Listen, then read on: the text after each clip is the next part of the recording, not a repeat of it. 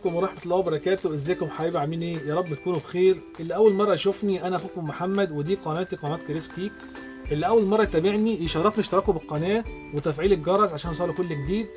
النهارده ان شاء الله جايين بقى بوصفة مهمة جدا. حاجة يا جماعة كانت الناس كلها بتشتكي منها ان هي بتبوظ منهم، وهي الشوكولاتة يا جماعة الخام. ازاي نسيحها؟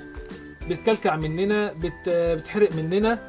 فان شاء الله النهارده هعمل لكم بقى فيديو كده مهم جدا، وهيسحب لكم فيها 3 انواع شوكولاته، اللي هي الساده الدارك، والشوكولاته اللي هي بالحليب، والشوكولاته البيضاء. وان شاء الله نطلعها ناعمه زي ما انتم شايفينها كده. بس يا ريت بقى نتابع الفيديو للنهايه عشان الكل يستفيد، والشير يا جماعه واللايك. ويلا بينا نشوف الطريقه. يلا بينا.